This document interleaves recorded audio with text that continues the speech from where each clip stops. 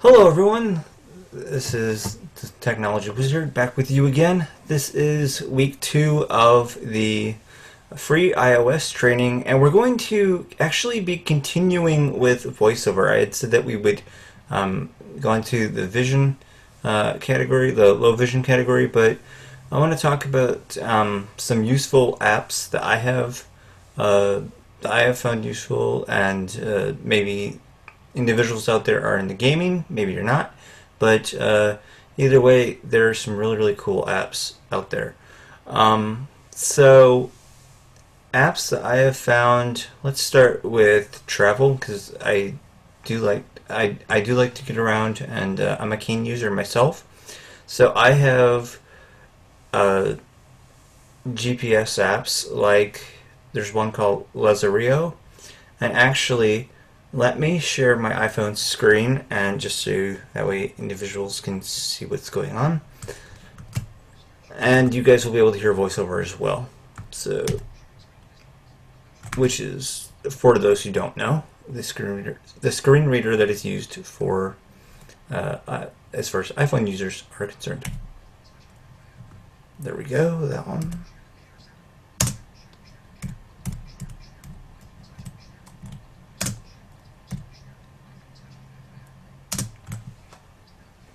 You have started screen system dialog. Mute button. Okay, here we go. So now I'm going to turn off my video, and you guys can look at the... Actually, I'll leave it on. Okay, so now I'm going to just go to screen share, and we'll look at my travel folder, or I think I have it called navigation folder. So I'm going to the control center, and you go to screen mirroring. Double tap that.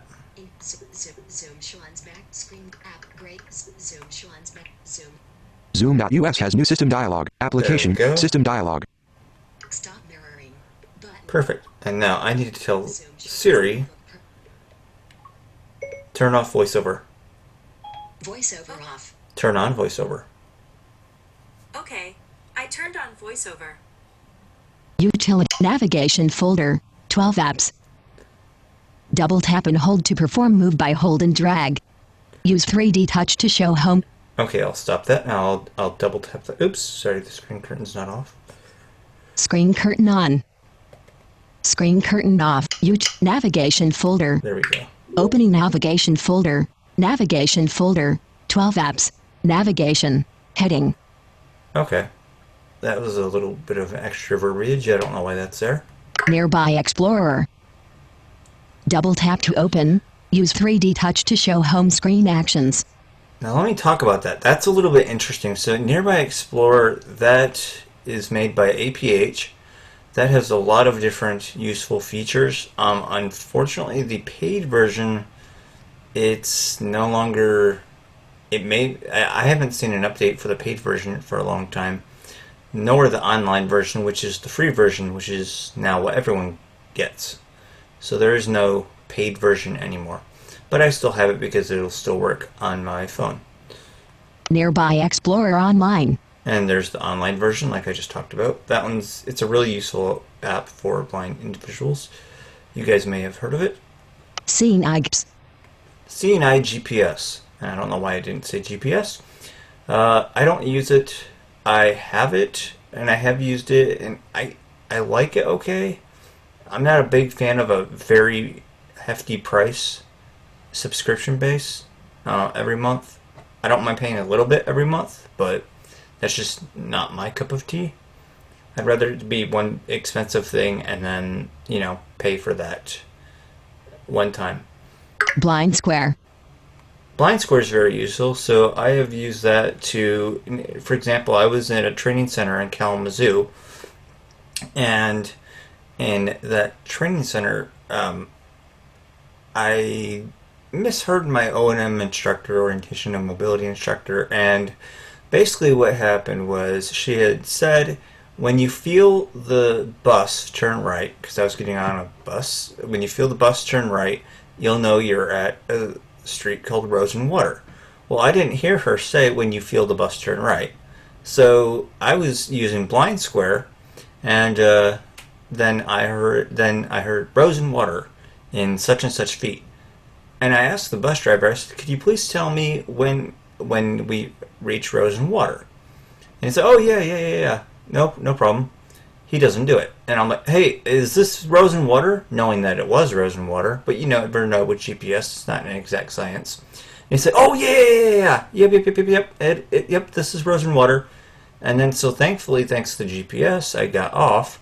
But of course, my own instructor was not happy about that, that I had used GPS because I had not actually heard her correctly, and that was a fiasco. But anyway, thanks to Blind Square, I actually got to Rose and Water, which was again a street. So all was well in the end, I guess. And I've used Blind Square to mainly just tell me what kind of streets are around. For navigational purposes, I actually use Apple Maps. I mean, I've tried. Let's see. I am a beta tester for Microsoft Soundscape, which is also in here. So let's go to that. Maps. Google Maps. Maps. Okay, so there's Maps. Actually, let me just turn off the sounds because sounds are really loud right now. Audio headings. A blind legend. Hints. Sounds. Hints. Braille screen. Headings. Audio destination. Actions. There we go. Perfect. Ugh, lot better. So we'll flip to the right. Google Maps. Alright, Google Maps. I haven't played too much around with this, but I hear that it's good. Uber. Recently. Okay, so why do I have Uber and Lyft in my navigation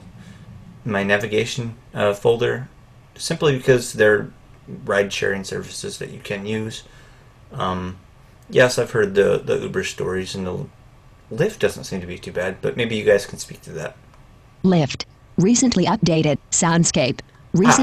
Soundscape. Okay, yeah, so like I said, I'm a beta tester for Microsoft Soundscape, and it's actually an interesting little application. It's free, as is Lazario.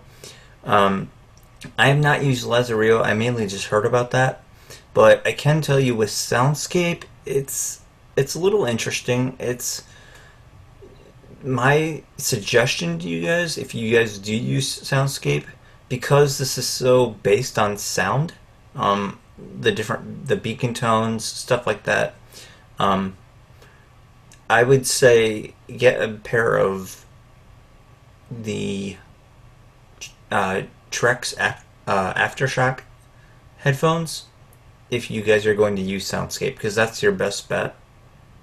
I found Soundscape to be kind of cool, actually. It's interesting. Nice little app. Let's see what else there is. Page 1 of 2. Yep. Adjustable. Page 2 of 2. Shouldn't be too many on here. Waze. Okay, Waze. That's actually kind of a cool app because that will tell you if there are accidents, and I think Apple Maps is starting to do that. But it's kind of neat. I've not used it, but from what I've seen, I think it's semi-accessible, if not accessible. Lazario. And then that is a blind-specific GPS app that still gets updated, which is really nice. Clue. Oh, Clue. Oh, good. I cannot go on without talking about Clue. Clue is really neat. So, if you guys haven't heard what Clue is, basically what Clue is it uses your camera.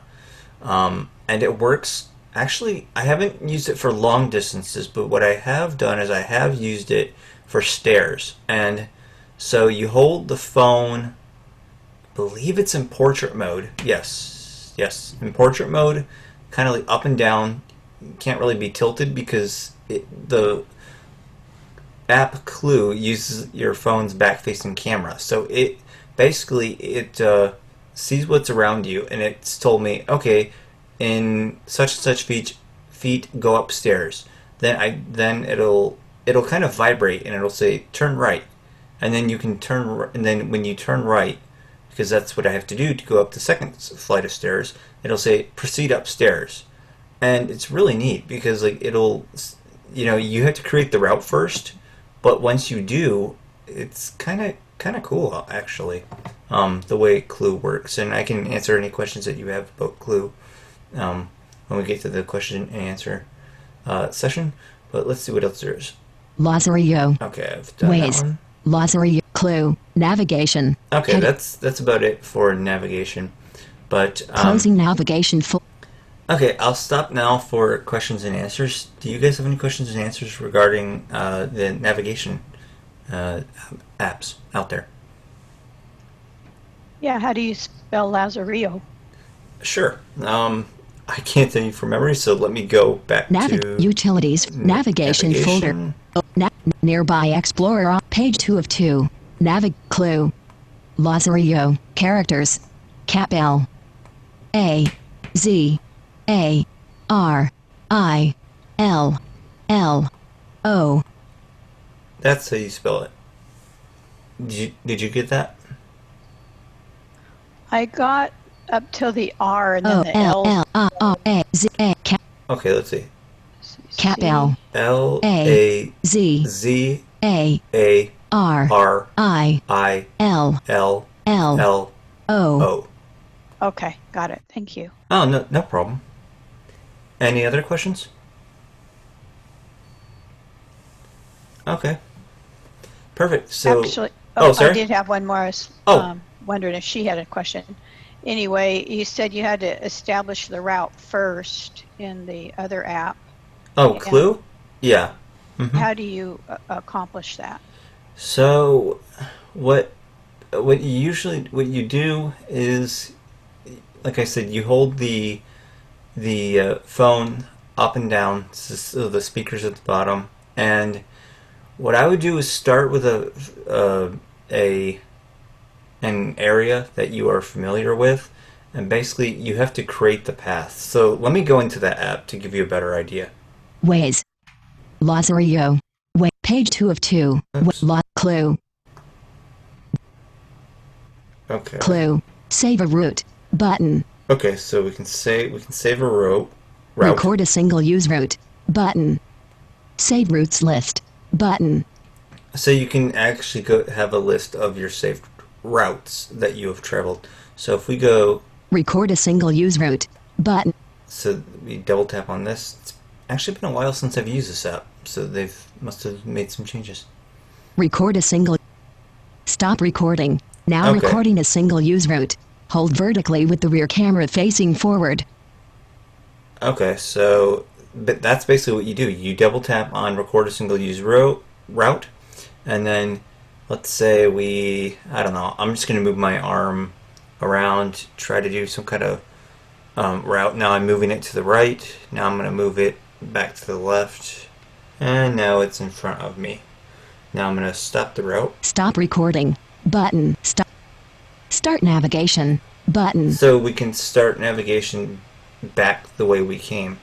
And there's an interesting way you can actually pause during the route, but I haven't gotten that feature to work. Basically, it's resting your camera right on a flat surface to pause in order to pause the route. And I guess you're supposed to have it a certain way, but it's a little bit weird the way that it does it, and I haven't been able to get the pausing to work. But you obviously can create as long of a route as you want, and there's some very helpful information within Clue as well. So it's definitely free, and it's spelled differently too. So I believe it's CLEW. Let me get out of here. Clue. Let's see here. Navigation. Clue. Edit mode. Activate. Oops. Characters. Capsi. L-E-W. Yep, CLEW. Whiskey. Okay, So- so if I'm understanding this right, you basically have to already know the route and you're recording it, and then when you go back to it, it will refresh your memory. Right, yeah. That's the best way that I've seen it. I mean, that's the best way that I've been able to understand it. I mean, it's taught to recognize certain objects, and Clue does get updated on I wouldn't say frequently, but it does get updated every now and then. Yeah, so it's Okay. it's a good idea to have that route practiced. But yeah, it's a pretty neat little app. Let me just close it out of the Navigate app clue. switcher. Active. YouTube. Active. Well, okay. Well, we'll go there later. Nav Anyway, clue. so that's about it. Cl- Any other questions? Okay. Well, so now let's go to Utilities folder. 27 apps. so the utilities. What do I have in here? Not very. I mean, I have a few apps, but let's actually look in there because I'll talk to you Open in about utilities any folder. interesting apps that I've seen. Clock. 4 That's obviously a stock app. Compass. Measure. Notes. News. Oh, let me touch on Measure. Measure is, it doesn't work, it works somewhat with VoiceOver, not all the way with VoiceOver yet. There's still some kinks that need to be worked out, but that's an Apple app, of course, and that will, I'm sure, one day get worked out. Home. Nimbus. I have to talk about the Home app. So the Home app's really interesting. If you have an Apple TV or if you have HomePod, then it's a pretty cool app where you can basically get all your products into one room. You can actually create a room. So I have like my bedroom, and I have my Apple TV and my HomePod in here. Other than setting up the HomePod, I haven't really found the Home app to be very much use, because this is going a little. Messages. Thanks, VoiceOver. Just wow. Okay. I should have had Do Not Disturb turned on, I guess. Anyway, so the Home app, it's a little bit interesting in the way that it works. Basically, it's using HomeKit to control lights and scenery and stuff like that, and I don't have any of that kind of equipment. So I do go into the Home app if I need to do stuff with my HomePod, or things with my HomePod rather. Messages. And- Jordan Williams. and it's- Hey, Jordan Vince. Williams. I'm so sorry. I've And been it's away kinda from my cool. phone all week. Sorry, my Mac and phone were just going off due to, thanks to continuity. Anyway, let's keep going in here. Files. Files is an interesting app. So for the longest time, as you guys might know, we haven't been able to really access our files on our phone. But I do not remember the version of iOS, but thankfully now we can access the files within our iPhone. And I really had a chance to mess around with the Files app when I was assisting an individual in getting the free Zoom book by Jonathan Mosen on their phone. And the Files app is kind of interesting. So if you guys have ever used a Mac, then you guys will know that when you unzip a folder, the iPhone unzips the folder the same way. It basically keeps the zip file on your phone, and the regular folder that is unzipped appears right beside it. So the Files app's kind of interesting, a little bit tricky, but nevertheless it works. So let's keep going. PLT Hub. PLT Hub is a Plantronics app, and that is accessible, and I use that to change settings on my Plantronics headsets. And so that one's a pretty interesting app for blind individuals, I guess, because the Plantronics app is mostly accessible actually. So if you in the Plantronics headsets, I don't think they're that expensive. For example, the Voyager 3200, that's a really good headset that you can. I could actually, if I wanted to, hook it up to my computer, thanks to a hub that I got with another headset that's Plantronics, and it works with your PC is what I'm getting at. Anyway, that's an interesting app. Page 1 of 4. Let's go. Adjust page 2 of settings. Shortcut calculator. Okay, so shortcuts. People might wonder how to create shortcuts. I have not dabbled around with that too much. It's a little bit interesting the way that it works. Dropbox. Oh, I like Dropbox. Dropbox is obviously a cloud sharing app, which is pretty nice. And a file sharing app, actually. VO tutorial. Oh, voiceover tutorial. That's a great that is actually a great app to assist individuals learning about voiceover on how to use it. Tips. And Braille. mBraille is what came before Braille screen input. I talked about Braille screen input last week. So mBraille is just another app that you can use to type in Braille. I personally just stick with Braille screen input. Utilities. Heading. And Braille. Row 1, column 1. Tips. Page 3 of 4. Calendar. Weather. Calendar. Google Calendar. Find My. Okay, well, these are all... Reminders. Page 3 of 4. Page 3 of 4. Page 4. Test flight. Watch.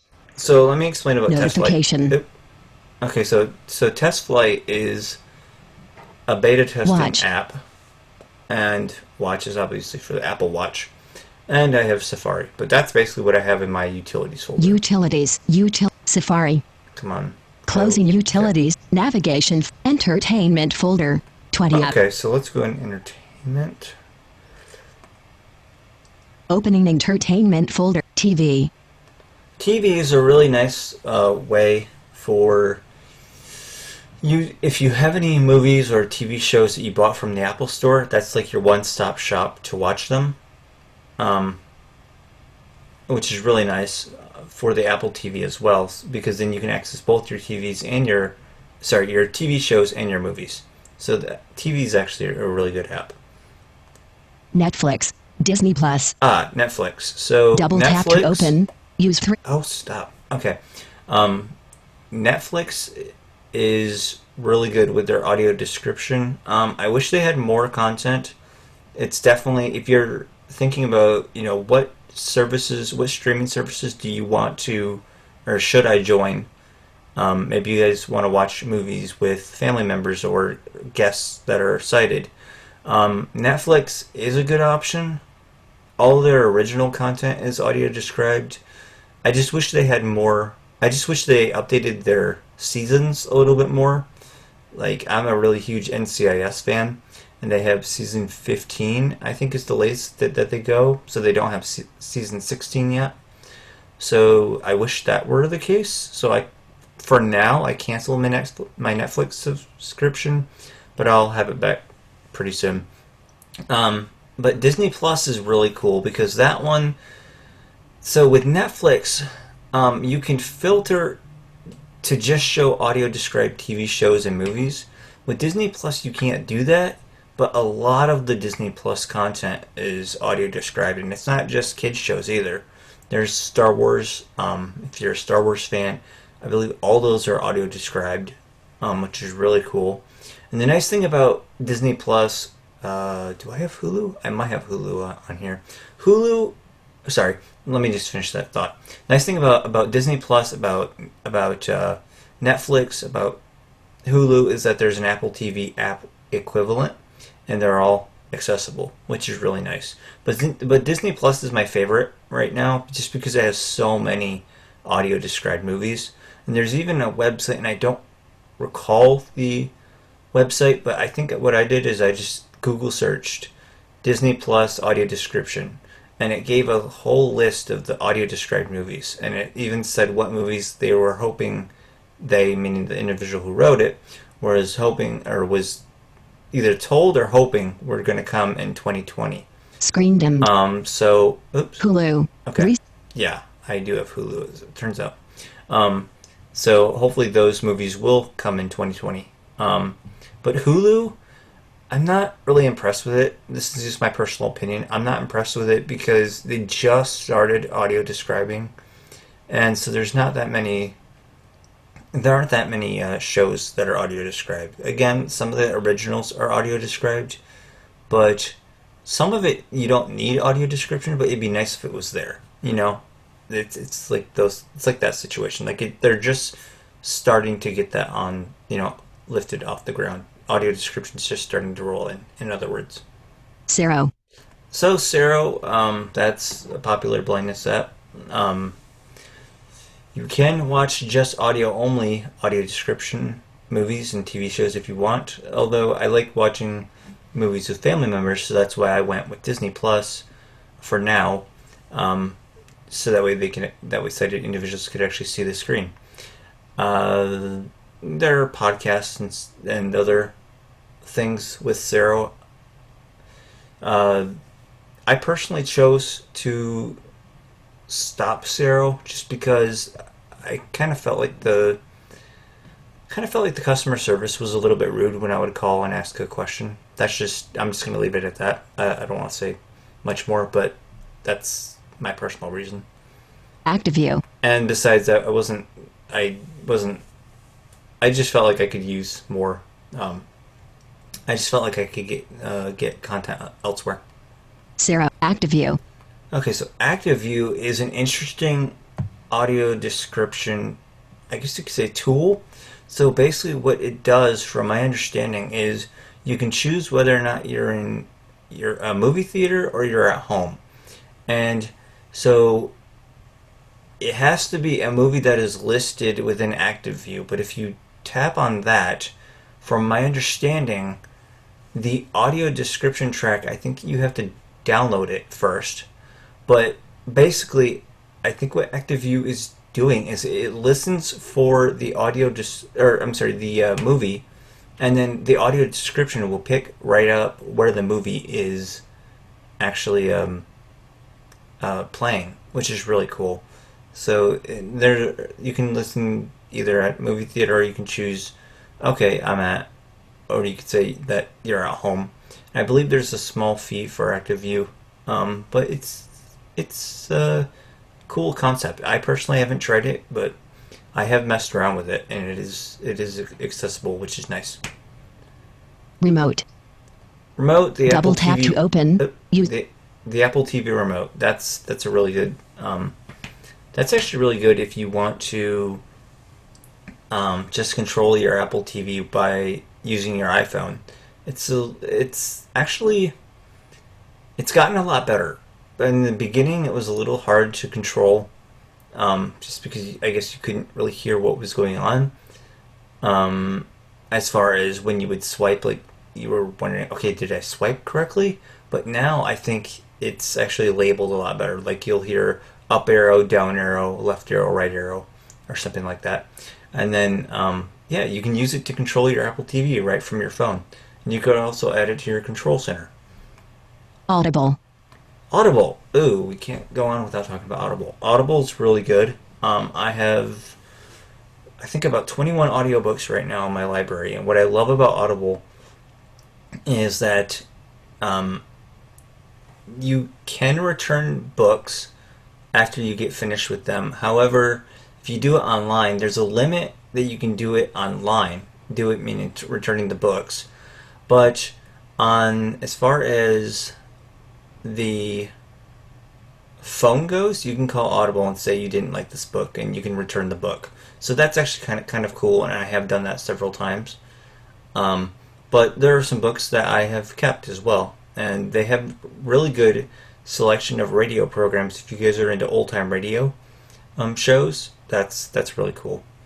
So Audible's a great service. Bard Mobile. Bard Mobile. That is a book reading service, free from National NLS, National Library Service, for the blind and physically handicapped. Page 1 of 3. Adjust page 2. TuneIn Radio. TuneIn, it's a radio app. iHeartRadio. iHeart. These are accessible. Music. As far as when I last opened them anyway. Music, that's self-explanatory. Apple Music. NFB or just Newsline. regular. Okay, so this app, I've been told NFB Newsline is going to be updated. I don't know what they're going to call it. Do you guys know? Someone told me, but I forgot. I forgot what it was. I don't know either. Anyway, let's keep going. It's Voice Dream Read. basically so NFB Newsline is basically a newspaper service if you guys want to read the newspaper. Voice Dream Reader. Voice Dream Reader is really good for unzipping audiobooks or for unzipping books, and you can import them into VoiceStream Reader. It's a little trickier if you do it from Dropbox, but you can do it, and it's actually kind of cool. I like VoiceStream. Bookshelf.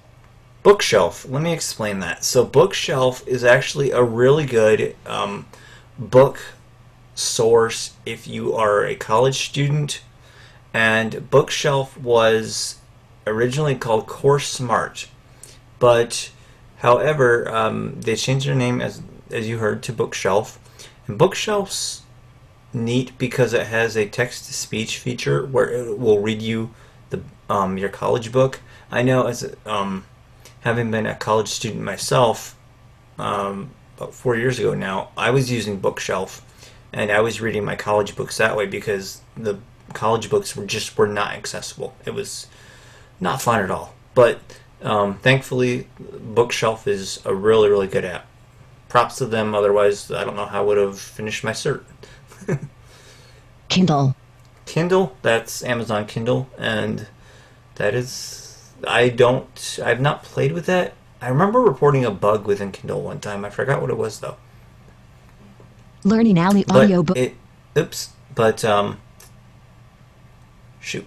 Kindle is actually kind of cool because that also has a text-to-speech feature as well. If you have a book that is text-to-speech or capable, some books aren't. Like I had a college book where I had to read it on a Kindle Fire, and the Kindle Fire's voice is it drones. At least the male voice does, and the female voice, it's okay. They're the Ivona voices, Ivona, Joey, and Sally, I think.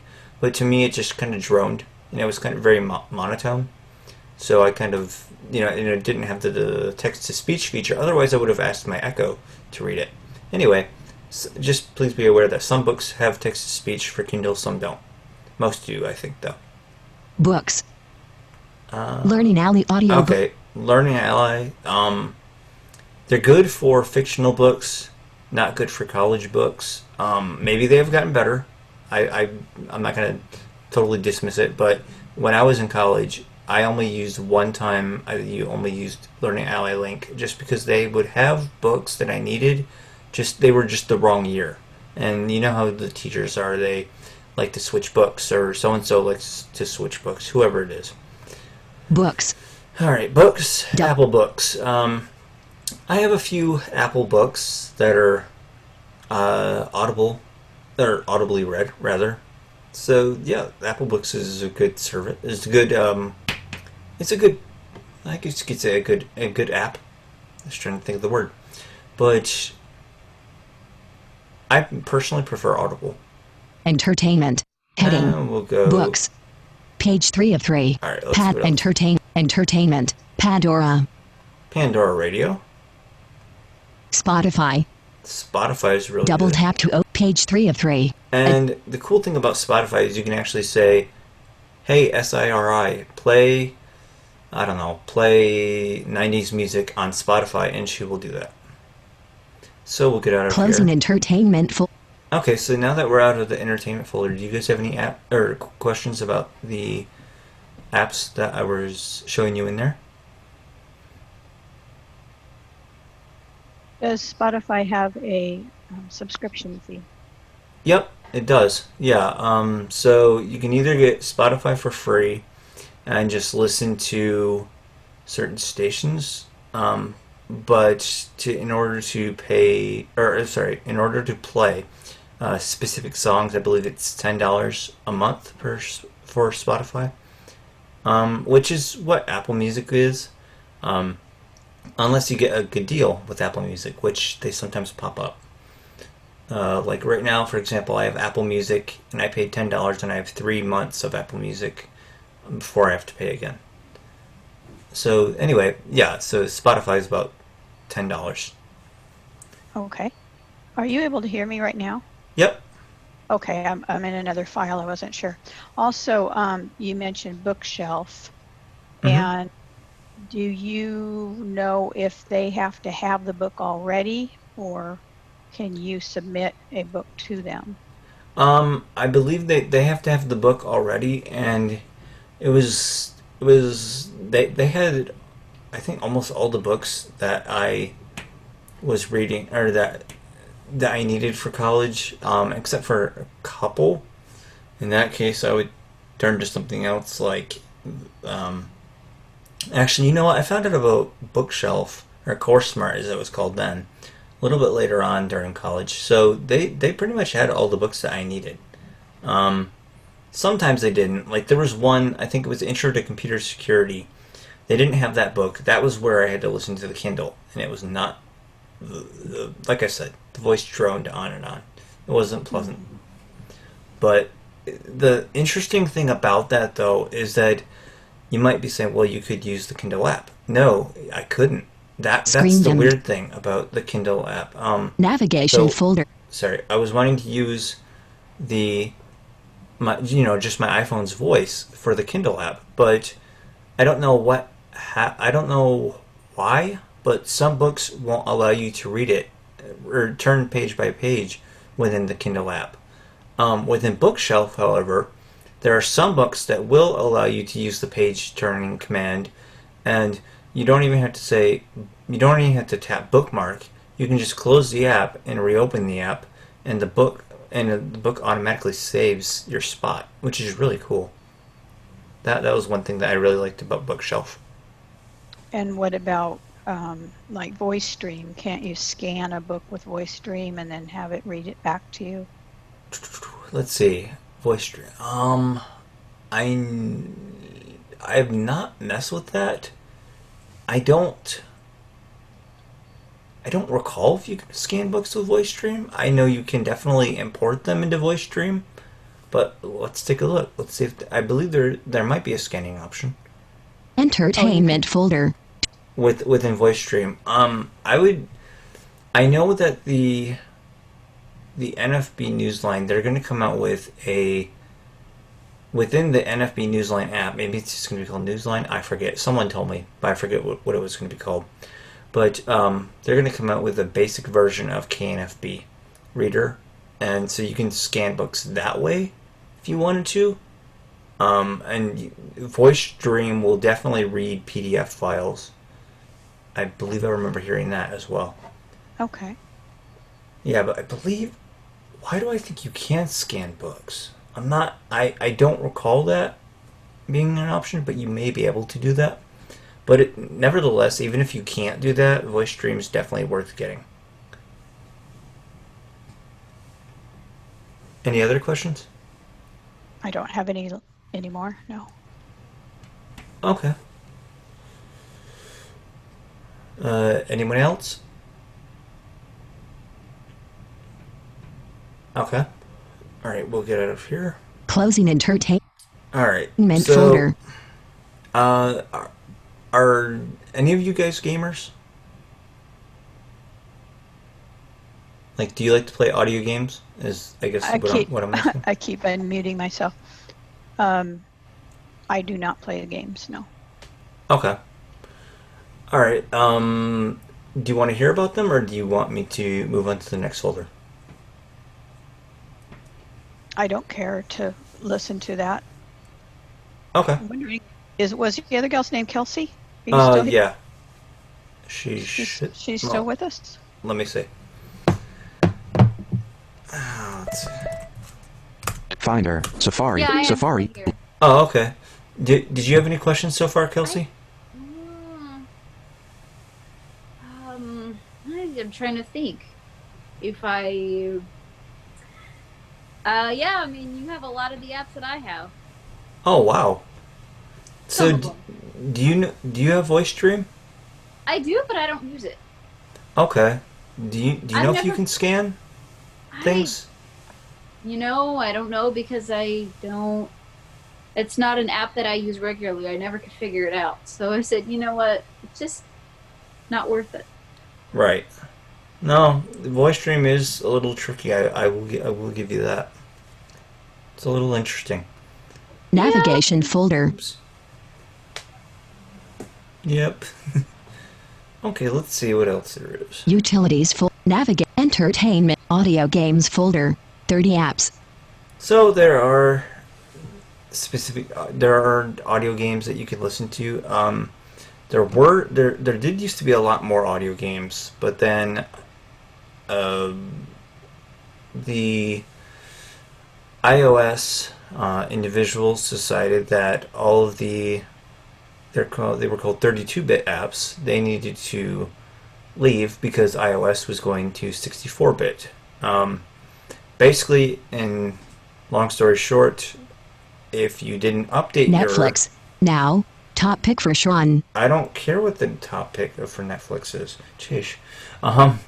Okay, anyway, if you didn't update your app to 64-bit, then the audio games that were still 32-bit, they would be taken out of the App Store, and a lot of the audio games were, and there were pretty good ones too. So that's kind of interesting. But I guess some examples of audio games would be,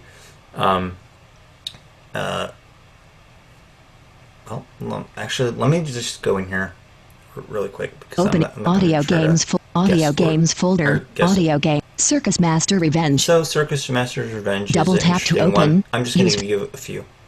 Echoes from Levia. Sold. That one's not in the App Store, but that still works, so I keep it. Or I kept it, rather. Frequency missing. Frequency Missing. Double air 01 underscore. Okay, Air 01. Okay, I believe that's Space Encounter, but it's a really, really weird label. Codename Cygnus. That is a... Double that- tap to open. Okay, seriously? Why I'm talking? Jeesh. Okay. Phones. What can you do? Anyway, that one's an interesting game as well. Some of these you do have to purchase, but if you really are into just card games, Clip. I would just Using audio I would games folder. suggest a free game called Audio Game Hub. That is a lot of fun. Navigation folder. Enter audio games. Visual games folder. Why do I have a game called Visual Games? Or sorry, a folder called Visual Games folder. There are 3 apps that I've been keeping my eye on, seeing if they've improved accessibility, and unfortunately they have not. But for those of you who don't know, I'm really big into laser tag, and the Visual Games folder contains 3 laser tag apps, which all 3 companies have been told that do not work with VoiceOver. One company I have told on the phone, and I have told through app reviews, and they have not fixed it. The thing is, it's not so much, well, this needs to be fixed, this needs to be fixed. It's not so much that it's not complaining, it's like they could very easily fix it and make this app accessible, because there were different things on the app. One thing that said possible text, and it said what the text was. And so those apps have not been fixed. Anyway, I'm just keeping my eye out on those games, so that's why I have a Visual Games folder. Photo and video folder. 22 apps. 7. Okay, so photo and video. That one's actually interesting. So, do you guys have any questions before I go into the photo and video folder?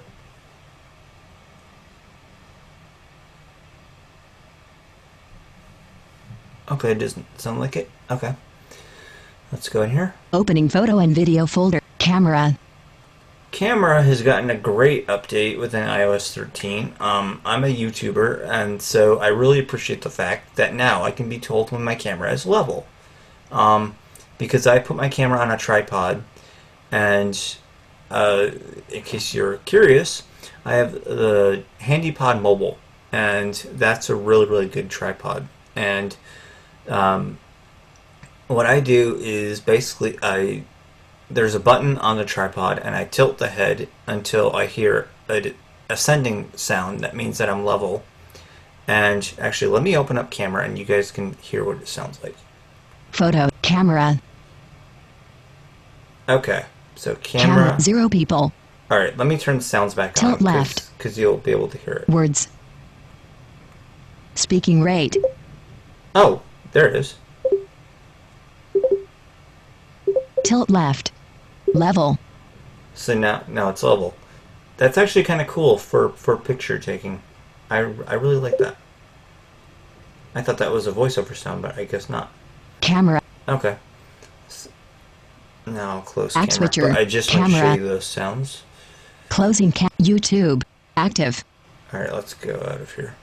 Photo and camera. Photos. Okay, so photos, self-explanatory. Your stock photos app. iMovie. iMovie. So what is iMovie doing for me? So when I make my YouTube videos, I stitch them together through iMovie, and iMovie's accessible. It is there are some things that some parts of the app that need work, but for what I use it for, which is again stitching videos, it's very accessible, and it's nice that I can do that because there will be sometimes when I'm recording YouTube videos and I might stammer a little too much, or I might be interrupted, and then I could just go back and I can just pause the movie or pause the video, and then I can just return to what I was doing. So what else is there?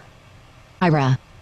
Ira is a blindness assistant app where you can be assisted by blind individuals, and I've found it to be cool but expensive. But they are trying to make it so that more people can afford Ira, and so that is good. Just my personal opinion on that is that it's $29 for 29 minutes. I'd rather not pay $1 per minute. It'd be cool if they would add something like a pay-as-you-go plan. That's just my personal thoughts on the subject. Be My Eyes. Be My Eyes. I have to talk about this because I'm actually in this app.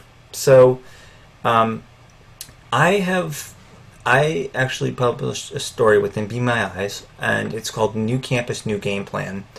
And I used Be My Eyes to navigate my college, in other words, to get to the front door, because I didn't have my agency assisting me. I had no orientation and mobility instructor. I was kind of left on my own. So I said, well, crud, I'm not going to have someone grab me by the arm again and have to explain sighted guide all over again. So I pulled out Be My Eyes, and I used Be My Eyes, and I don't know about you guys. Have you guys ever heard of echolocation?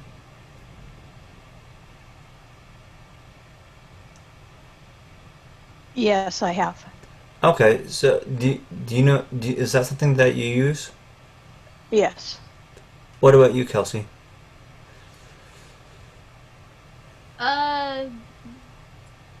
Yeah, I a little bit. I mostly go sighted guide though.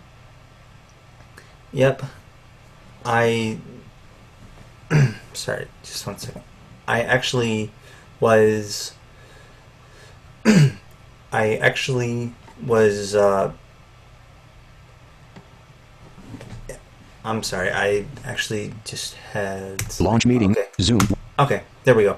I actually was in college, and what was going on was, anyway, as I was saying, I was trying to find my way to the front door. So I launched Be My Eyes, and I then asked if the individual could assist me to the front door, and they said sure. And what was interesting was they would say, well, I think you need to turn right. Well, using echolocation, I said, well, actually it's to the left, because if I would have turned right, it would have been to the wall. But they were very, very helpful, and it was great. Screen dimmed. And the wonderful thing Ira. Be My Eyes. about podcasting is that I actually interviewed Hans Weiberg, who is the developer of Be My Eyes, and we had a great chat about the iOS version of the app and the Android version of the app as well. So it's a great app, and there's also specialized help. So if you ever need Microsoft or Google, or I think they added a couple of blindness organizations on there. And then you can go to Be My Eyes.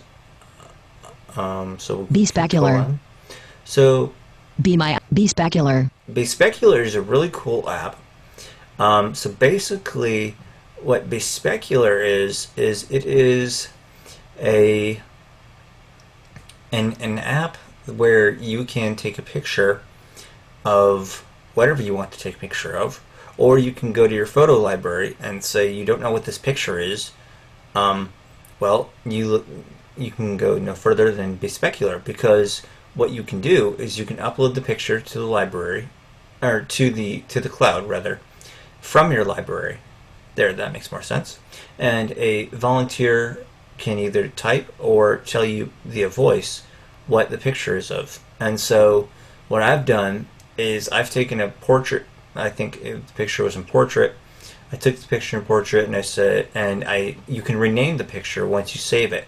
So I renamed it something like "A Very Strange Cat Laying on a Box."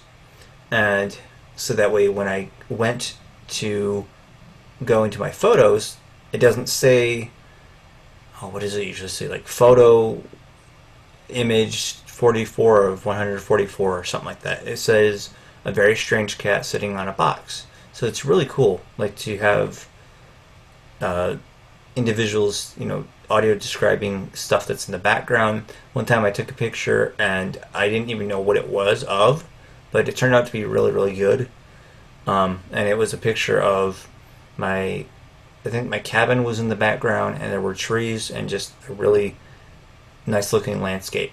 So that picture went on Facebook because that one actually turned out really well. But I took that one in landscape, and that was really neat. So that's always fun. So let's see what else there is. TapTapSee. TapTapSee, you guys will probably have heard of that. It's a mixture of machines and of people taking the picture. I'm sorry, looking at the picture. I guess it really depends on how big of a hurry you're in. But Speculator doesn't take that long. Usually, maybe a minute or so. TapTapSee, maybe 30 seconds or something like that. Sometimes you won't get what you really want to within, exactly what kind of coffee this is. Because I've had something like blue and yellow pod sitting on kitchen counter or something like that. And it's like, well, yeah, but what kind? And so I've had to take several pictures with TapTapSee. And so, I don't know, it's a little bit weird, but it's useful. I still use it. And if you take enough pictures, you'll get the right answer. Page 1 of 3. Adjustable. That is the truth. Swipe up or down. Page 2 of 3. Clips. Okay, so clips, I've never used that. That's something that Apple just added in there. iNote. iNote. So this is actually a money identifier app. And it's a little bit harder to... You can use it, but last time I think I tried to use it, it was... Basically, it'll tell you the cash denominations, but the one that I would really look at is either Cash Reader, which will come up on, or is Nat Money Reader still around? Let's see. Money Reader. Yep, there it is. Money Reader or Nat Money Reader. Depends on what you search for. But that one actually has a lot of... It used to be called Looktail Money Reader, but they're both money identifier apps. And I believe Cash Reader should be on this page as well. Cash Reader. There it is. Cash Reader, it's free for a certain amount of time, and then you do pay $10. I think it's for a lifetime, $10 to $14, and that's a lifetime app, so I would not hesitate in paying that sometime. But I have not done that. I actually still need to try my Cash Reader trial, but they're adding new things up to Cash Reader all of the time. Does it identify Digitize. coins as well? It doesn't. I don't believe it identifies coins, but it definitely does identify different banknotes. I use the one in Seeing AI, and I really like it. Oh yeah, that one's actually really cool as well. Yeah, I think we'll be coming up to Seeing AI. Cash Read. Digitize. Digitize. Yes, we will, because I put my barcode apps together. So if we flick to the left. Blindfold video. Well, I did. Digitize. Blind. CrowdViz. Let me see. Digitize. Cash Reader. Well, okay, maybe it's on a different page. Anyway, Digitize was developed by a person named Nancy Miracle, and she is actually very nice. I had a question for her about the barcode scanner one time, and I had a good chat with her about it. But anyway, that one's not being updated anymore, but I find it still does work. And I do find that sometimes when I need another opinion on a certain product, I will use Digitize. The nice advantage that InVision or Seeing AI has, at least I know Seeing AI, I have used that. And the nice thing about that is that you have the beeps for the barcode. That's something that I really like. So I'll generally use Seeing AI to find out where the barcode is, and then I'll try Digitize. But let's keep going. Digitize. Blindfold video. Blindfold video was developed by Marty Schultz, so that is rather a video solution if you need to record like an instant video. Let's say something's happening that shouldn't be happening, and you just want to record whatever's happening. Then that is an option. That is an app to choose, and I believe it was free. CrowdViz. CrowdViz is a little bit like Bespecular. I don't use that very much anymore. Honestly, I just I guess maybe it's because I don't really use Bespecular very much. But like if I did, I would use Bespecular over CrowdViz just because there are a lot of people on Bespecular. But CrowdViz was good for its time. Basically the same concept as Bespecular. YT Studio. Okay, so YT Studio, that is a YouTube app, and that's where I go to edit details on my movies that I create. YouTube. 7 new. Of course, there's YouTube, and I have some recommended items that looks like that YouTube is recommending for me to watch, some recommended movies. Photo and video. So Heading we'll go YouTube. Page 3 of 3. Okay, Seeing there we go. AI. Page Instagram. Instagram, I don't post on Instagram very much, but I do follow individuals on Instagram. Page 3 of 3. Instagram. Voice Dream Scanner. Oh, wow, I didn't even know Beta. Oh, that's why. Double tap and hold to perform move by hold and drag. Here's Voice Stream Scanner. So, I guess I don't remember that being in my test flight apps. I guess I have a beta Voice Stream Scanner. I'll have to look. Anyway, I think this is the app that you were referring to when you were asking if it scans. So I think you would get Voice Stream Scanner, and then you'd scan whatever you want to scan, and I believe you can import it into Voice Stream Reader. And there's also the Voice Stream Suite, which has all kinds of different, apps,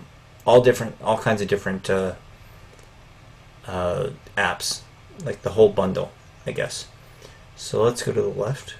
KNFB Reader. KNFB Reader. So again, with this company, I interviewed them 3 times actually. On the iOS version before it came out, I interviewed James Gashel, and that was a good chat. I interviewed Joel Zimba on the Android version, and also I interviewed him on the PC version, which I have the PC version, and I'm going to be purchasing a webcam so that way I look visually better within either Skype calls or Zoom calls or whatever.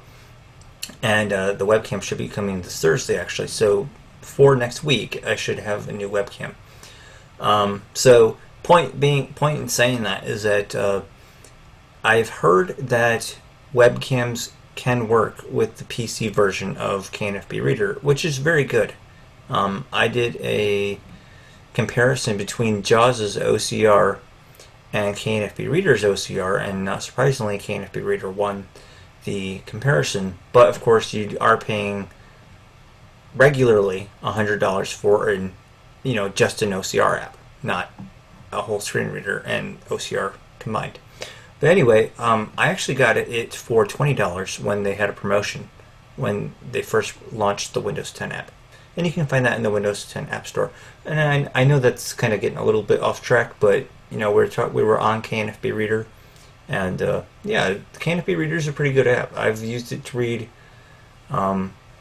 PDFs, and it does a good job. There was a time when it would get stuck because I was trying to scan my whole college book within KNFB, and I think it was they've removed this limit, but they had a limit for a long time, or for a little while at least, where it could only be like, I think it was like 500 pages would really slow the app down, and it wouldn't import the whole book. But it does a pretty good job with importing PDFs, so I'm not going to lie. Screen dimmed. So let's go to the left. Envision. There's Envision. Envision is a paid app. Supposedly, I've heard that it does better than Seeing AI, but you are paying kind of a lot, honestly, for Envision. But it's whatever app really floats your boat. Apolyvision. Apolyvision. Okay, let's see. Where did I get that app from? I go on the Tech It Out podcast sometimes, and sometimes individuals will mention apps, and I believe this is another picture taking app. You guys are welcome to correct me if I'm incorrect, but actually, you know what? I kind of skipped over something. Let me go back to. Let me just backtrack. Go to Seeing AI. And K Voice Dream Scanner. Instagram. Page 3 Well, of 3. okay, that was way back. But anyway, I really like the light detection. I have light perception, but I can't see the lights in my room, so it's really helpful to use the light detection part of Seeing AI, which is really nice. Photo and video. Seeing AI. Row 1. Column okay. 1. Well, maybe if I would have just looked at the top, I would have seen Seeing AI. And I don't really use the product or person part of Seeing AI. I just mainly use the short text and the light detection. Apolyvision. And that's it. And what was Closing that? photo and video Okay, folder. yeah, photo and Utilities folder. video. Okay. Do you guys have any questions about that folder or any of the apps within that folder?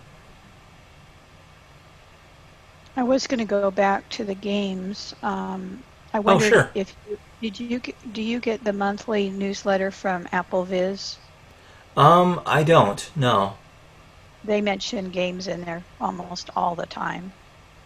Oh So- yeah. Now I'm kind of picky when it comes to games. I like audio only games, so they don't have very many of those out, but they have a lot of games that are text adventure games, or just games that are accessible using voiceover. But I really like the games where there are actors and stuff like that, which is nice. Are you familiar with Apple Viz? Oh yeah, yep. Oh, I've okay. done a few podcasts for them actually. Oh, great. Okay. Yeah. Kelsey, do you have any questions? I don't think so. I mean, I guess the one thing that I'm looking at now is with I like to listen to the radio on my iPhone, but I've been using OO Tunes for that, and I don't know, it just seems like that app lately, the developer just doesn't seem as committed to developing it as he was. So, I mean, are there any other alternatives that I can try? I don't know. Maybe try iHeartRadio. I do have that, but I mean, maybe it's changed, but I found it to be kind of cluttered when I used it. Yeah, I didn't really use it for very long. Another thing that I do use Screen is dimmed. Pandora Radio. I only go into Pandora Podcasting Radio. folder. Sorry. 7 apps. Stop. Okay. Shush. I only go into Pandora Radio if I need to delete a station, because I usually listen to my stations on my Echo. And I might have just triggered your Echo. Sorry about that. No, you didn't. You're Oh, good. okay. It's downstairs. Oh, okay. You're fine. Don't worry. But Okay. yeah, I mean OO Tunes. I mean, it's just like I paid $5 for this app like 3 years ago, and it was great back then. But now it's like now I want my money back because it's just streams that were once working are now broken. And when you report it, they take 2 weeks to fix. Oh, well, that's not good. Yeah, I'm thinking about contacting Apple and asking them to give me my money back, but I can tell you this. So I have had that happen where I have bought. It was some kind of note app, and it was really expensive. But I don't know if they've changed like their policy or anything like that. But I had that for over a year, and I'm like, you know what, this is dumb. I've bought a lot of apps that do the similar things or the same thing. So I did get my money back way back when, from over a year ago, but I don't know that they will give you your money back now. Nearby Explorer is a good example of that. I had that only for 3 months, and then I found out that Nearby Explorer was oh going to yeah, be discontinued. luckily my friend gifted that app to me, so but I mean I'm just not happy that an app that I paid $5 for is now, it seems like, and when you contact the developers, even when their programming is wrong, asking them to fix it, I've contacted him twice about an issue, and he has not responded. He hasn't fixed it, so I'm just like, Screen dimmed. all right, Podcast. No, I Folder. 7 apps. Seriously, I said, do not talk. Shush. um, oh no. Next time I'm hooking the speech up to my interface. That way you guys can hear it, and that way, oh gosh, because what's happening right now is I'm airplaying the screen, so that way individuals can see what I'm doing. And of course, you guys are hearing the speech, but the problem is that there's kind of a lag. So I'll probably hook the speech up to my interface next time. That way you guys can hear it nice and fast. But yeah, it is disappointing. I can relate to that within audio games. I've spent a lot of money on audio games, and all of a sudden when they just dropped the ball, when Apple said, all right, you need to make this into a 64-bit app, and they didn't do that, yeah, that kind of made me mad too. Because it's like, I paid for these games. I paid. This Right. isn't. Yeah, that's This that's isn't my fake. thing. Yeah. My thing. It's like, this for an app that was working, and now it's now the developer doesn't care. I mean, come on. Yeah. I don't know. I'm still wondering about Nearby Explorer because that was not cheap. I mean, it's cool that it was one time, but still, that wasn't cheap. No. So I don't even know how I would go about getting a refund. Probably call Apple Accessibility. I don't know. I would say that. Yeah. I might call them and just ask them if they would refund my money for that purchase, because it's just the developer doesn't seem to care. Right. No, I mean you may be able to do it. It really depends on how many times you go and return apps. I never have. Oh, okay. Well, then you should be good. Keyword should. Emphasize should. Because I have, like I said, like I had only 3 months, and I couldn't get a refund for Nearby, and I don't return apps very often. Screen It's dimmed. only like if they don't work with VoiceOver, Page 2 of 2. if they Adjustable. seriously stop. Swipe Okay. up or down with Seriously, one let's finger just to do adjust this. the speech off. There, thank you. Okay, but I just had, yeah, but it was a little weird, but I normally just return apps if they don't work with VoiceOver, and there's no.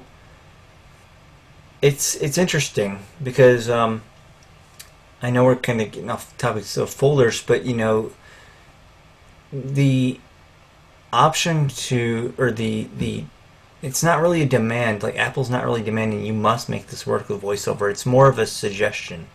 It seems like from what I've heard, highly recommended suggestion. But it's like that laser tag game I was telling you about. It's not that like, hey, I want you guys to make the guns accessible for blind people. It's just make the app accessible.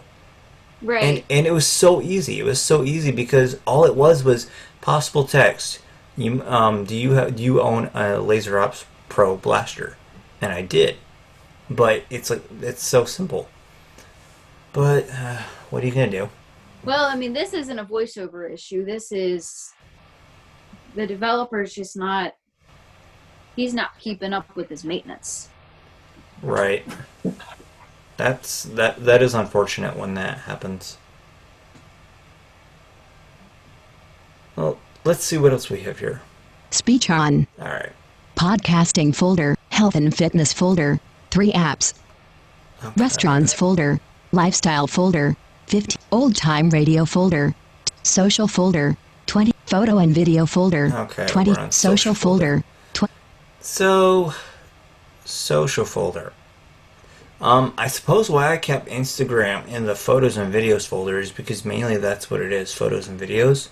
I mean, I know you can type on Instagram, but I don't know. Could be categorized as social, I suppose. But if we go in here, Opening social folder. Phone. phone, Messages. Mail. No one. Zoom. Zello. Zoom. Zoom, wonderful. Zello. Recently updated. Double tap to And I'll have to look at that because I am a beta tester for Zello. Skype. Skype, we all have heard of that. That's been out since, gosh, 1990 something. Google Duo. And Duo's nice, especially if you have you need an account for that. But the Google Home's very good at making Duo calls as well. So that's WhatsApp.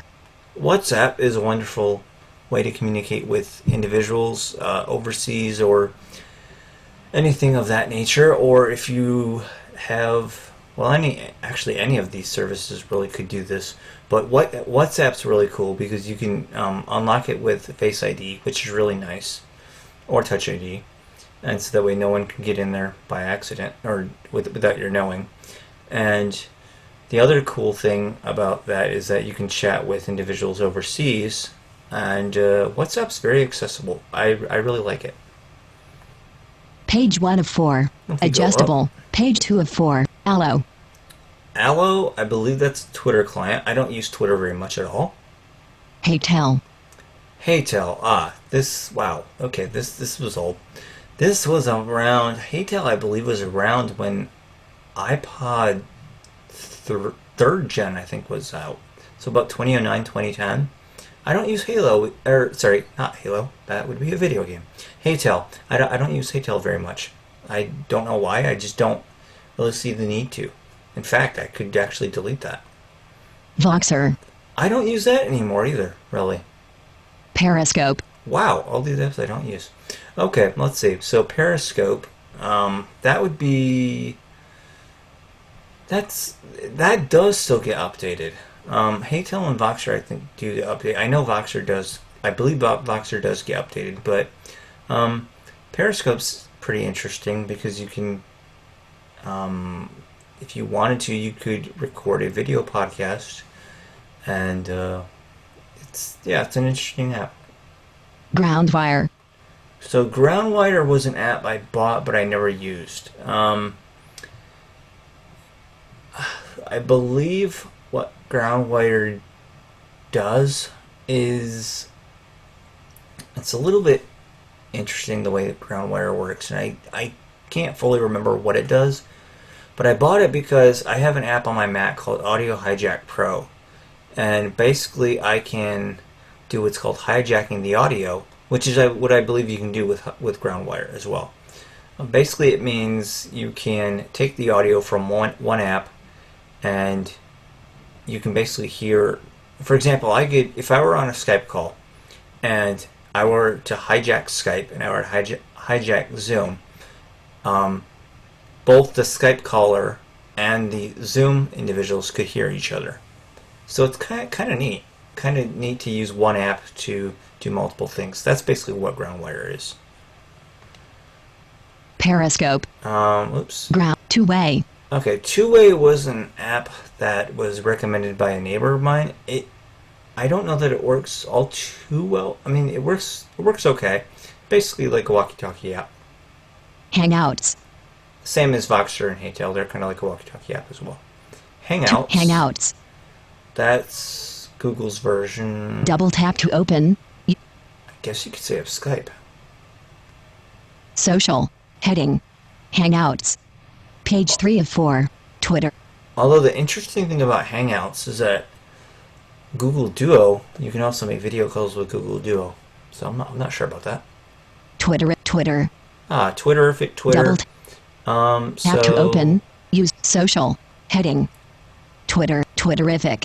All right, let's keep going. Double tap. FaceTime. FaceTime, that's self-explanatory. Anybody who owns an iPhone, even if you're international, it is free.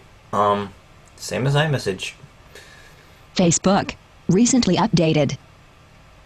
That seems to I remember there was one time when a voiceover issue, the two-finger double tap to interact with someone's post, that wasn't working. But now that seems to be working okay. Messenger. Recently updated. Facebook Messenger. Page 3 of 4.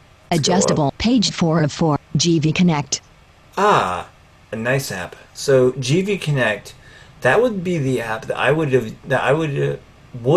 have used in the past. It's still a good app, but voice, actually you need both really, because GV Connect does some things that voice doesn't do, the regular Google Voice app, and I believe it's easier within GV Connect to set up your forwarding number and stuff like that than it is with voice. So at least when I set up my Google Voice number, it was easier to set it up through GV Connect. Now I had to have someone sighted assist me with actually getting the number, but configuring all the settings, GV Connect was really good, and should still be good. Google Voice. And there's the Google Voice app, which is very accessible. Contacts. And contacts. Social. Heading. I Contacts. believe that was the fourth Page 4. GV Connect. Yep, it was. Okay. Closing social folder. Any questions regarding social apps? Is Google Duo sort of like FaceTime? Yeah, kind of like. Yeah, it is. You can FaceTime, you can audio dual call or video dual call. To me, I think FaceTime would still sound a little bit more clearer. The problem is they have an Android and I have an iPhone. Right. So what I would do is I would honestly get WhatsApp, and I would try that, because that's what I do. Because every summer I train my 80-year-old grandmother. Actually, I think she's 81 now, but I train her on an Android phone, so I get plenty of experience with Android. And that one, it's nice to have something like WhatsApp.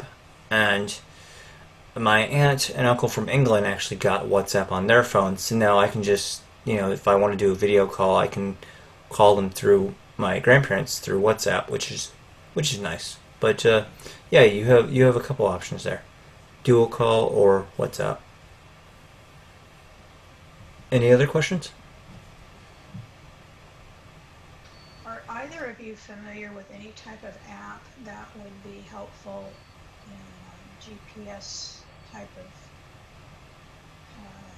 processing in an indoor situation? I live in a large indoor building, and there are parts of it that if there are a lot of people in there, I can't get my echolocation to work. I get a little off course, or there's another part that their hallways are on angles as opposed to straight, and I get lost in there. So I would think that Clue would work.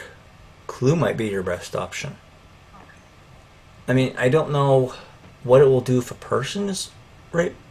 It should just tell Screen you, dimmed. keep going right or something like that. But I would try that. I would try Clue. Okay. Kelsey, what do you think? Any suggestions as far as that goes?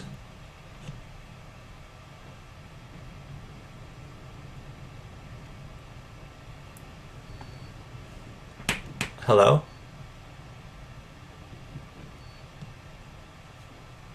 Okay.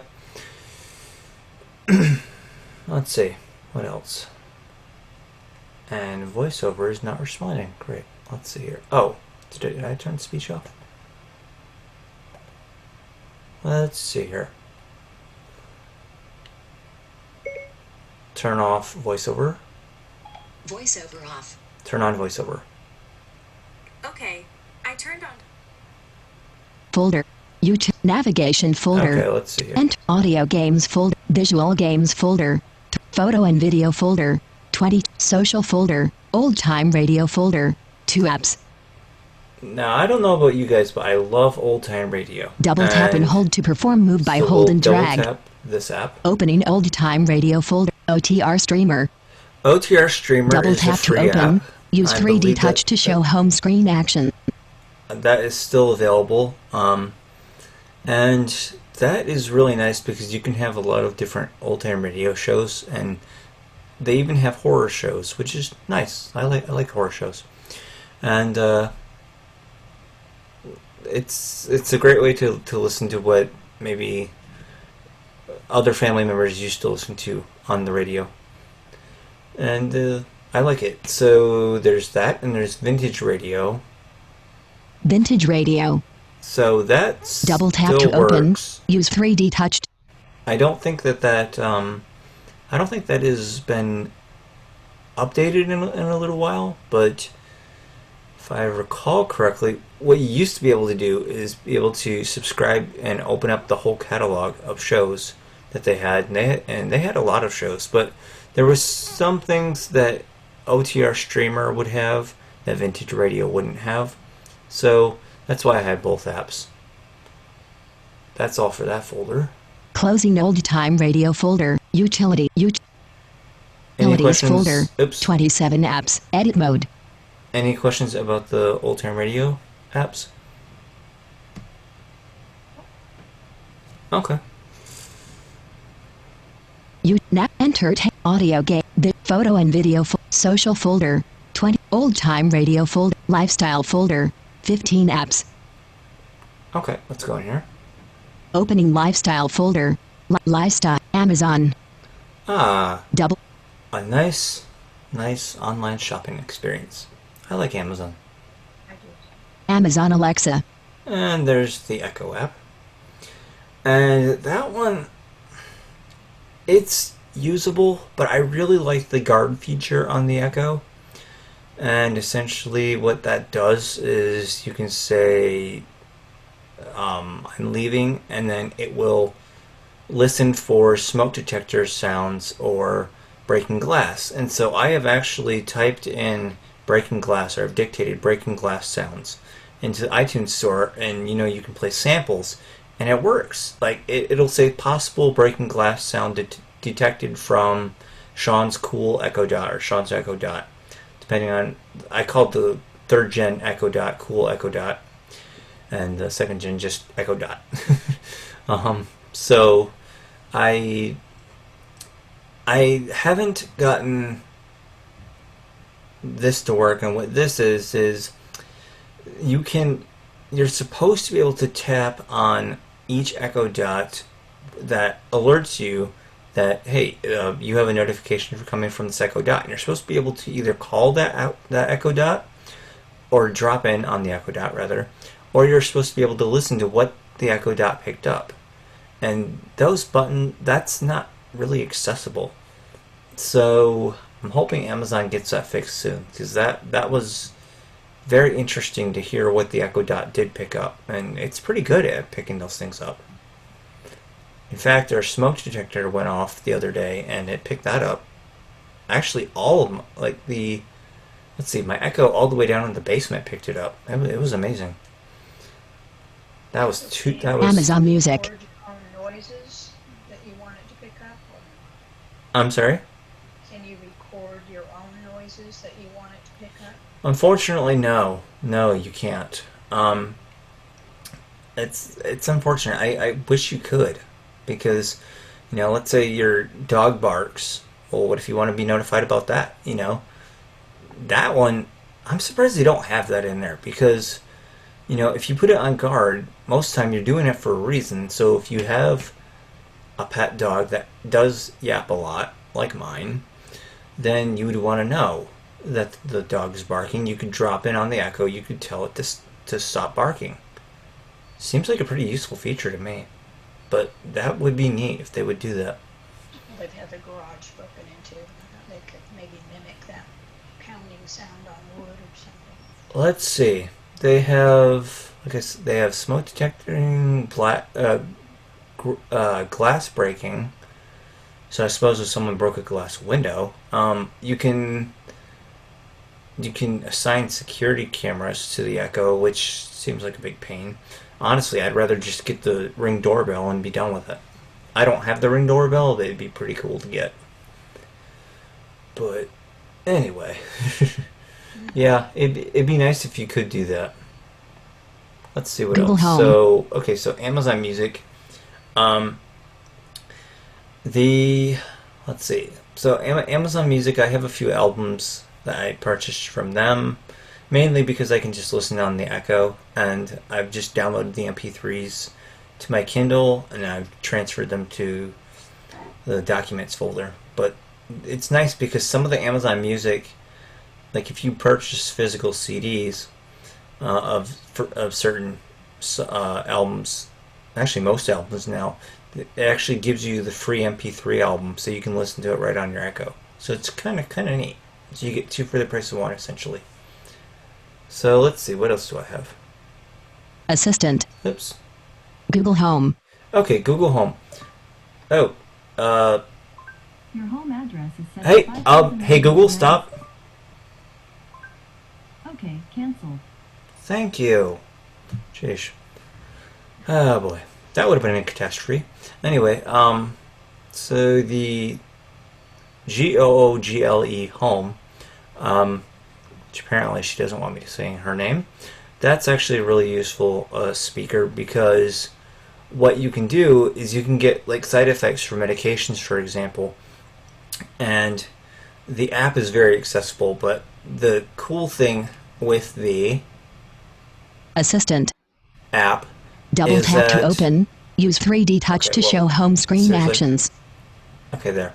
The Assistant app, when you turn on notifications for that, when you ask your Google Home something or your Google Home Mini something, if it's something about side effects for medications, the Assistant app will pop up a notification which basically gives you the direct link to the site where it found the information. You double tap on that and it takes you into I believe it's into the Assistant app.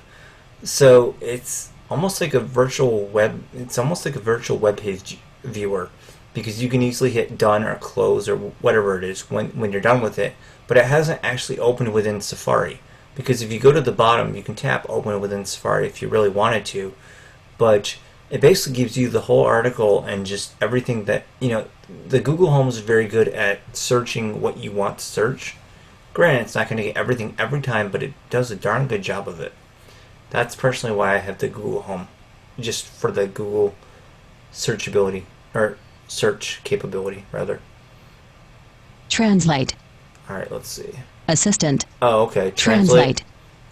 Honestly, I can just use... I don't use the Translate app. I have it, but you can just tell your Google Home that you need a translator and translate into any language, and from that language back to English.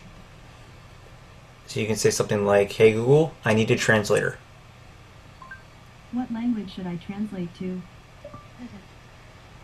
Cancel. Thank you. You got it. And let's keep going on. But actually, before that, I do need to mention the Google Home and the Echo. Great. Stop. Okay, the Google Home and the Echo, you can change their voice. So I can't answer queries using your home address. Give it another try, or check the voice match settings. Hey Google, stop. Anyway, great Google. Now you just made me lose my train of thought. Let's see. So the Google Home and the Echo, you can change the voice. The Echo is very limited at the moment. It's only Samuel L. Jackson, and you do have to pay 99 cents for the voice. Whereas the Google Home, since we just passed those apps, that's why I'm bringing this up. The Google Home, you can change it for free, which is nice. And it has several voices too. John Legend is actually a Google Home voice, and somebody Ray. I forgot the first name, but I forget who it is. But it's this Lakeisha Ray. I'm not sure. But it's actually kind of Kelsey interesting. Nikolai has left the meeting. Oh, Window, toolbar. lovely. Not really. Okay. Anyway, let's keep going. Walmart. Recently updated. Do a Translate. Okay. Walmart. Recently updated. Anyway, let me see here. Translate. So, like I said, I don't use it because I mainly just use my Google Home for translation. And the Walmart. Walmart Recently updated. I wasn't sure what I was on. Double tap to open. that Use is- 3D touch to show home screen actions. Okay, that is accessible, and I like it a lot. It's really fun to search for stuff near your local Walmart, and that's always a good app. Page 1 of 2. Let's go up. Adjustable. Page 2 of 2. iRobot. Okay, let's talk about this app. This app is wonderful. It's completely voiceover accessible. So let's give a demonstration. Actually, let me go through this folder, and if you want me to, I can give you a demonstration of the app. Hopvale. Okay, that is my personal church app. That could do with some accessibility updates, big time. Does not have things labeled as buttons. They all appear as text. So you're able to navigate it, but it could do with some big accessibility tweaks. Bible. Is So that's my Bible app, and the cool thing about that app is that is actually a dramatized. You can get a dramatized version of the Bible, which I need because I can't focus with just one narrator reading everything. PNC. That's my banking app. We won't go in there. Wallet. Wallet.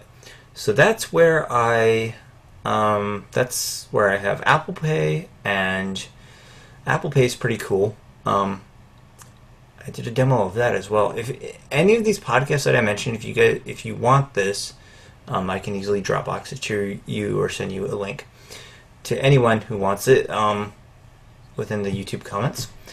Anyway, this Wallet. Wallet. So Wallet, you can obviously use your bank card to use Apple Pay to pay with just your phone, using your face or your finger, and it's a pretty neat app. Let's see, anything else? Blind Bargains. Blind Bargains. Blind Bargains is the wonderful app that I use to. It's interesting. You can't post classifieds within the Blind Bargains app, but I use the website to post the ad for this free training. So, Blind Bargains is great if you're looking for classified ads. Apple Store. Apple Store. I don't use it Double very tap much, to open. but it is Use 3D accessible. touch. And you can use To show home Apple Pay as well. Stocks. Stocks, don't use that. Lifestyle. Heading. And I believe... Stocks. Yep, so that's it. Double tap to open. Did you want me to give a demonstration of the iRobot Home app? Because that is something very accessible that individuals have taken the time to put a lot of voiceover hints into. What does it do?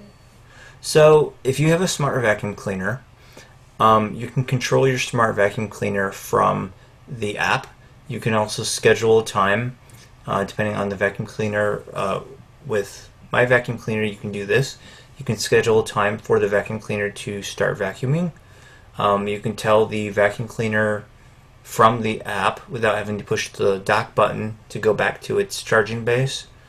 There are a lot of things that you can do, actually. Is it strictly with a vacuum or other items as well? There are also mops as well. There are actually robotic mops. And so it's actually just, it's made by the company Roomba, but they have all kinds of different robotic things. Okay. Yeah. know I don't have that much floor space. Okay. I'd like one of those suckers. I don't think I'll get one. Right, right. You know, it's interesting because a lot of people say, "Oh, Roomba, oh, that's really expensive." No, it's not. It's like you have to look at first you have to look for deals. Second, you have to look at the price point. Like the vacuum that I got was a Black Friday deal, I believe it was, and it was regularly $200 on sale for $100 or something like that. So it was pretty low priced. I mean, for what it can do. So it's nice. Apple So Store. that was the Closing lifestyle folder. lifestyle folder. And Utilities. Navigate. And audio. Vision. Old time. Lifestyle folder. Restaurants folder. Health and fitness folder. oops, Restaurants folder. 4 apps. And in here we have Opening restaurants folder. Restaurants. Starbucks. Burger King. Starbucks. Oh, Starbucks, Burger King. Those are good apps. Starbucks and I are good friends because I love coffee. Love their coffee. And Burger King is not half bad as far as accessibility either. McDonald's. McDonald's, that one, Double I tap think to they open. do have an Use accessibility. 3D touch to show Sorry. home screen.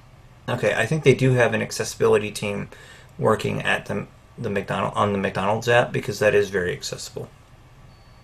Domino's. Domino's. Double tap. Oh yeah, that one could do with some work. I have not ordered pizza from them lately, to be fair, but yeah, that could do some work with some accessibility.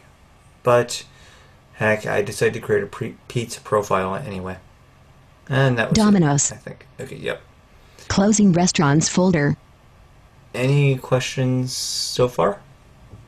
Can't think of any right off the bat. Okay, let's see here. Navigation folder. Enter. Oops, sorry, what? Did you say, like, for the, just a minute here, the Wallet app, is it a podcast that you did on it? Oh, nope. So it's the Wallet app is basically where you store all your credit or debit cards. It's where you can actually go and look at them. Is basically what that is. Yeah, but you said if I emailed you for something regarding that you did a... Oh, yes. I apologize. Okay, now I understand. No, I never did do a Wallet app podcast, but I did do an Apple Pay demo. Oh, okay, that's what I'm thinking of. So if you want, after we stop this recording, I can email you that if you would like. Audio games folder. Okay, 30 we covered apps. that.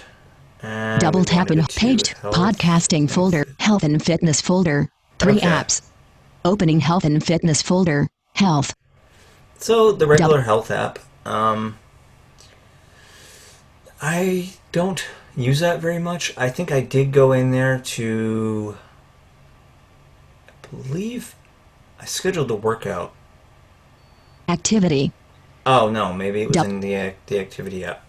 But that's actually kind of cool because one of these apps, either the health app or the activity app, maybe the activity app, you can go and you can actually schedule whether you're on a treadmill. You can schedule how long you want the treadmill to actually go for. One app that I really like, and I hope it's in here. Zombies. Run. Yep, that's the app. Zombies Run. That one's really, really good. And that one's accessible. I think I think people must have contacted the Zombies Run team, and that one's really good because there are some free things within that app, and there are some paid things within that app. But it's really cool because you can, like, it has a nice storyline to Zombies Run as well, and you can actually go in there, go on a treadmill or a bike or whatever, and I believe you can choose what workout equipment you're actually using. And it's neat because you basically are outrunning or outriding zombies, and it has a nice storyline to it. So it's kind of neat. The iPhone actually tells that you're moving, and if you have an Apple Watch, I believe this still is capable of doing this, but the Apple Watch does work with the Zombies Run app, if I'm not mistaken. And Zombies that's all in that Run. one. And I Closing health and believe- fit utility podcasting folder. Okay. 7 apps. Health and fitness folder. Podcasting folder. So what do I have Sep- in here? Opening podcasting folder. Podcasts. Okay, podcast. Double tap to open. Use 3D touch to show home screen. Regular Apple Podcasts. Rec up. Rec Up. Double tap to open. That is a Dropbox recording app that can store any recordings that you want within Dropbox. So it's kind of neat, actually, and I have used that before, and it's great. You can record in higher quality. You can choose to record in higher quality, which is really cool, and they all come out in MP3 files, if I'm not mistaken. So it's kind of neat. And that was called what? Rec app? Rec Up. So that is spelled. Edit mode. Oops. Nope. That's not how it's spelled. Sorry. Let's see here. Characters. Okay.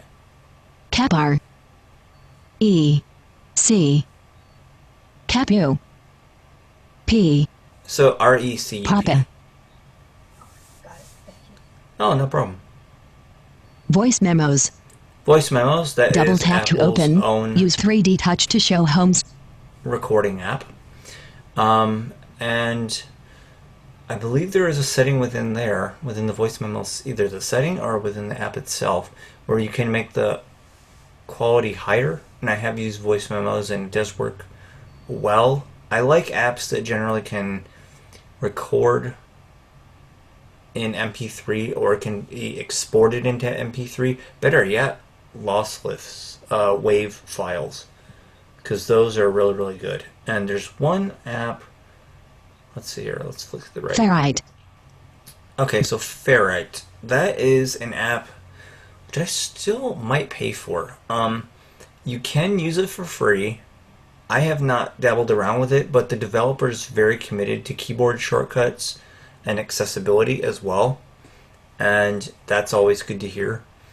And Ferrite is a pretty good app. I guess you can record multiple tracks at once. I don't know why I personally would want to, but I suppose if I were wanting to, let's say, so with Zoom, I don't know if you knew this, but with Zoom, you can record, or you can have each individual's file be separate. Basically, so it'd be my voice in one file, your voice in another file, and what you can do is, as an example was given, you can actually put a recording together where you can have, let's say, my voice on the left, Kelsey's voice in the middle, your voice on the right, or your voice in the middle, or Kelsey's voice on the right.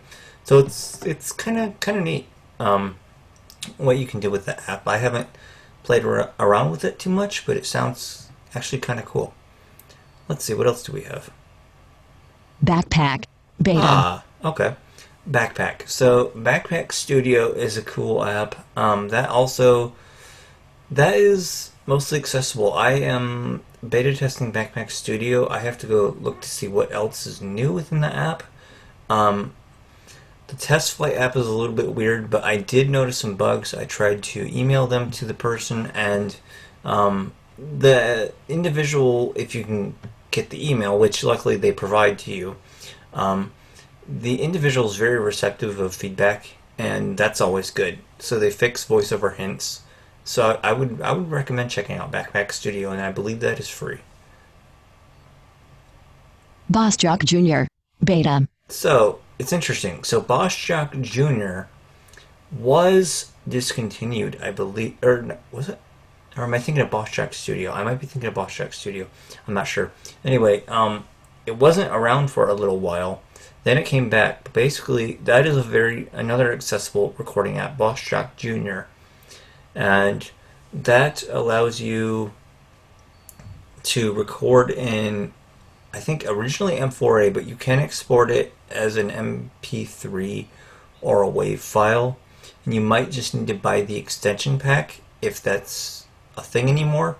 It used to be, where you'd have to buy the extension pack, and it would just be a one-time purchase, a very low purchase, and then maybe like $10. I don't know, $10, $5.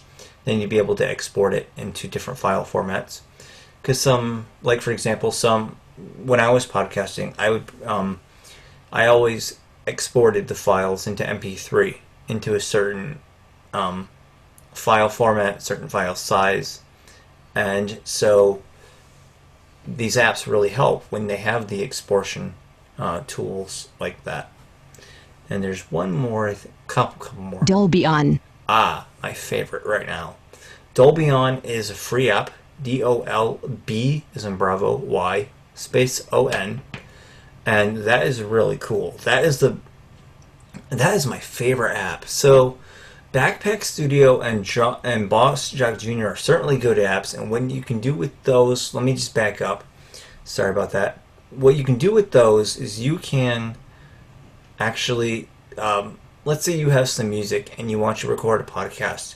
You can play the music and you can also talk at the same time, and the app will record the music and you at the same time. And you can put on a headset or a Bluetooth headset or whatever, and you can talk that way, or you can just use your Apple EarPods or AirPods, and they're pretty neat apps. But the cool thing about Dolby On is that while it doesn't have the CART capability, or CART stands for cartridge, basically what I'm getting at is while it doesn't have the ability to play music in conjunction with you talking at the same time necessarily, you can make your voice sound really, really good, and the stereo widening of your voice sounds really good, and it does that because it uses Dolby On technology. Basically, in short, what that is it makes it so that when you hear the file, the stereo spacing is wider. The music sounds really, really good. If you're singing along to a song or something like that, it sounds really good. And it honestly sounds like you're on stage. It's that good of sound. And it's not like a 3D audio sound, but it's definitely a wide stereo sound. I'd definitely check that app out, seeing that it's free. Screen dimmed. So let's go to the right. Again, that was Dolby On that did the stereo widening sound. I believe Dolby On was the last one. Yeah, it looks like it. Let's see here. I might have to turn off voiceover. Voiceover. Turn on voiceover. Okay. Yeah, definitely I using the turned on interface voiceover. next time. Okay, there we go. Podcast. Pod. Rec. Boss Jock Jr. Dolby On. Dolby On. Yep, that's it. Double tap to open. And Closing was podcasting. that Utility. Podcasting folder. Page 2 of 2. it? Yep, that was it. Okay, any questions about those apps? Is there a app you could recommend that would record both sides of a phone conversation? Yeah, people have been wanting that. So what I would do in that case is use something like Zoom, because you can dial in to Zoom, and if you have a pro account, you can record on your iPhone. However, it will go to the cloud, and the pro account does cost about, I think, like $15 a month. But the cool thing is that if, let's say, I'm on the phone and someone dials in,